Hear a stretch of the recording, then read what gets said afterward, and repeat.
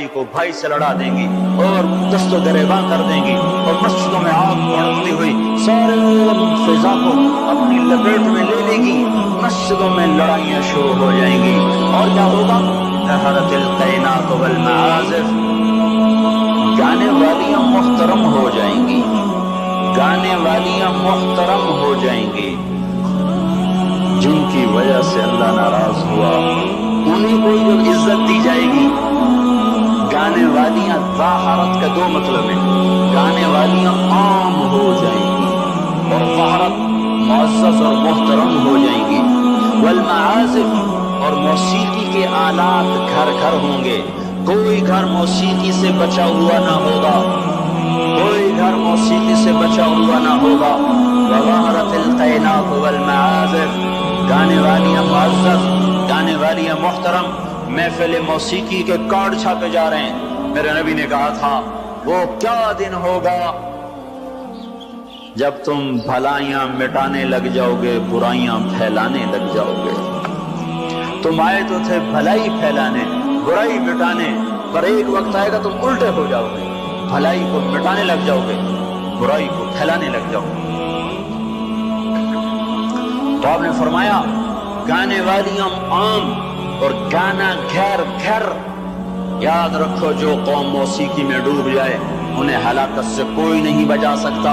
مشرق اور مغرب اللہ کی پکڑ میں آنے والے. میں آپ کو بتا رہا ہوں میں نجومی اور کاہن نہیں ہوں، پر میری زندگی کا کچھ عرصہ اللہ کی کتاب کے ساتھ گزرا ہے. میں تمہیں بتا رہا ہوں مشرق اور مغرب پر آنے والا ہے، آنے والا ہے یہ اللہ، وہ اللہ بے نیاز اور صمد اللہ، حیاؤں والا اللہ. کفر کو مہلت دیتا آیا، شرک کو مہلت دیتا آیا، بت پرستی کو مہلت دیتا آیا. نہیں مہلت دی تو بے حیائی کو نہیں دی. جب قومیں بے حیا ہوئی اور ناچ گانا عزت بن گیا، زنا فیشن بن گیا، عورتیں کپڑوں سے باہر آ گئی، مرد آوارہ ہو گئے، تو پھر اللہ نے زمین کو ہلایا. اللہ نے بے حیاؤں کو مہلت ہمیشہ تھوڑی دی ہے. مشرق اور مغرب کے سر سے حیا کی چادر اتر چکی ہے. ان کی تو اتر گئی تھی، وہ ہماری بھی اتارنے کے چکر میں ہیں. ان کی تو اتر گئی تھی، وہ ہماری بھی اتارنے کے چکر میں ہیں. اور جس دن اللہ کا نظام چلے گا پھر اسے کوئی روک سکتا ہے؟ أَأَمِنْتُمْ مَنْ فِي السَّمَاءِ أَنْ يَخْسِفَ بِكُمُ الْأَرْضَ فَإِذَا هِيَ تَمُورُ. تمہیں کھڑوں کو زمین میں دھنسا دوں، اپنے اللہ کو روک لو گے؟ آمنتم من فی السماء ان یرسل علیکم حاصبا فستعلمون کیف نذیر. تمہارے اوپر پتھر برسا دوں تو اپنے رب کو روک لو گے.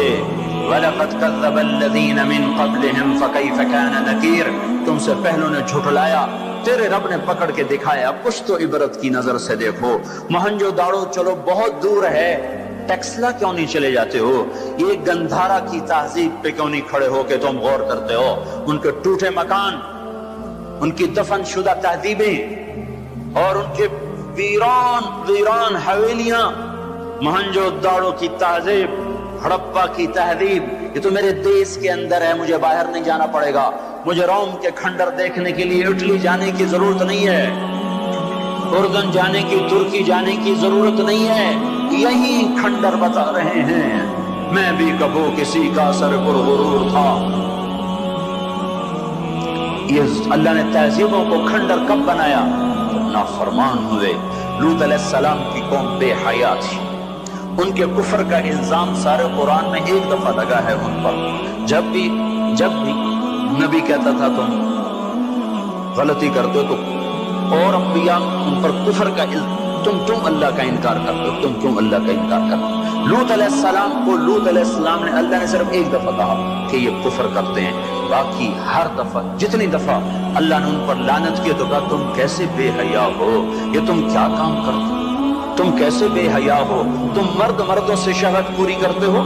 ما سبقکم بها من احد من العالمین. اس ظالموں تم سے پہلے یہ گندا کام کسی نے نہیں کیا، یہ تم کیا کر رہے ہو؟ جب دھرتی پر یہ کام لوط علیہ السلام کی قوم کا عمل جب دو آدمی کرتے ہیں تو تو اس جگہ کے فرشتے اٹھ کر اوپر چلے جاتے ہیں کہ ابھی اللہ نے زمین کو ملایا اور ابھی ہلایا اور ابھی عذاب آیا اور ابھی عذاب آیا۔ تو لوط علیہ السلام کی قوم پہ اللہ نے 4 عذاب پھینکے ہیں کٹھے، اور 5واں زلزلہ۔ پہلے آیا زلزلہ، پھر آئی فرشتے کی چیخ، پھر اوپر پڑی پتھروں کی بارش، پھر ان کے چہرے، ان کی آنکھیں گئی دھسا دی گئی، اور پھر ان کو اللہ نے یوں اٹھایا اور پلٹا کے یوں مارا۔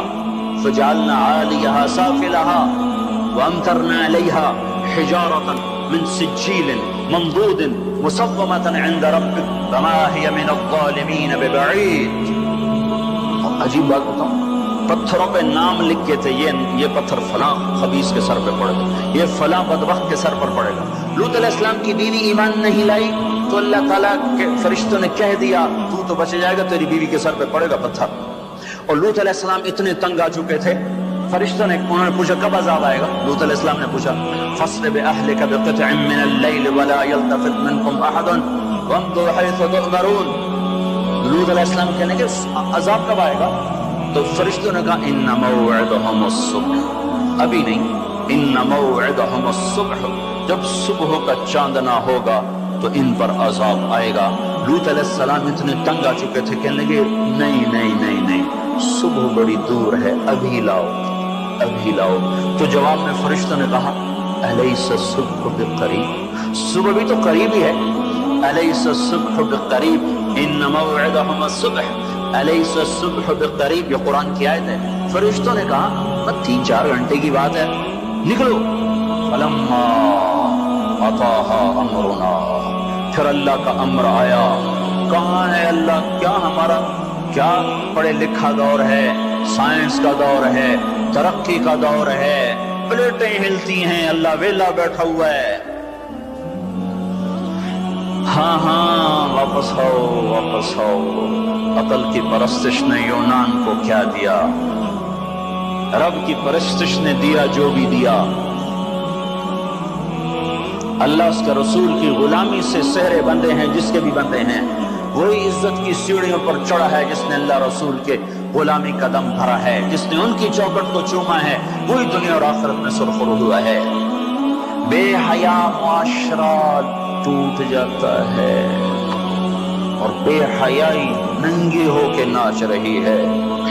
کیا حیرت کی بات ہے کہ ننگے ناچ سکرین پہ دکھائے جا رہے ہیں اور دیکھنے والے مزے سے بیٹھے دیکھ رہے ہیں، تو کیا میرے اللہ کو غیرت نہ آئے گی؟ میں یہ لوط علیہ السلام کی قوم کے علاقے میں پھرا ہوں، 300 میل کا علاقہ ہے، غور آج کل اس کو کہتے ہیں، پوری پٹی پہ پھرا ہوں۔ وہ سارا پہاڑی علاقہ ہے، اسلام آباد کے پہاڑوں میں سب بڑے چھوٹے چھوٹے خوبصورت پہاڑ، چلتے چلتے ایک دم بیچ میں نشیب آتا ہے اور یوں زمین 300 میل تک بیٹھی ہوئی نظر آتی ہے۔ عربی زبان میں بیٹھی چیز کو غور کہتے ہیں۔ یہ زمین کیسے بیٹھ گئی؟ جب لوط علیہ السلام کی بستی کو اٹھایا اور اٹھا کر اوپر سے زمین پر مارا تو وزنی چیز جب زمین پر گرتی ہے تو دائیں بائیں زمین نیچے بیٹھ جاتی ہے۔ اس طاقت سے وہ بستی زمین پر گری کہ 300 میل تک ساری زمین بیٹھ گئی۔ تو لوط علیہ السلام صبح نکلنا تھا کہ پہلے زلزلہ آیا، زلزلہ آیا، پھر فرشتے کی چیخ آئی، پھر پتھر برسنے لگے، چیخ و پکار۔ لوط علیہ السلام نے بیوی سے کہا تھا پیچھے نہ مڑ کے دیکھنا، اور اللہ کا فیصلہ ہو چکا تھا کہ اس کا بھی سر ٹوٹنا ہے۔ تو چلتے چلتے چلتے بس وہ نہیں رہ سکی، نظر یوں اتنی کو گردن ٹیڑھی ہوئی تھی، اوپر سے پتھر آیا اور اسے بھوسا بنا کے پھینک دیا۔ تو میرے بھائیو، ہم سب خطرے کی لپیٹ میں ہیں، باری لگ چکی ہے، نمبر بہ نمبر، نوبت بہ نوبت، یہ ہوگا یا لوگ توبہ کریں گے یا اللہ کی نشانیاں کھل کے آئیں گی۔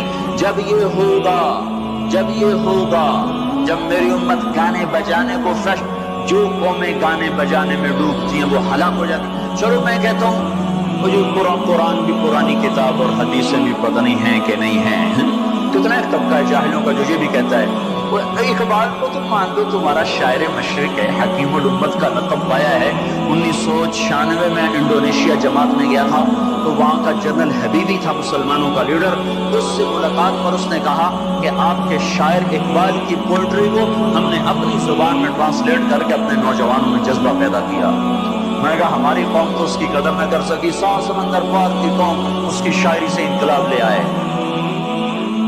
اور انہیں گانوں سے ہی فرصت کوئی نہیں۔ تو اقبال نے کیا کہا تھا؟ تجھ کو بتاتا ہوں کہ تقدیر امم کیا ہے، تمہیں بتاؤں میں قوموں کے عروج و زوال کی کہانی، شمشیر و ثنا اول طاؤس و رباب آخر۔ جب وہ اٹھتی ہیں عزت کے زینوں پر تو نیزوں کی کھڑکھڑاہٹ اور تیروں کی سنسناہٹ اور تلواروں کی جھنکار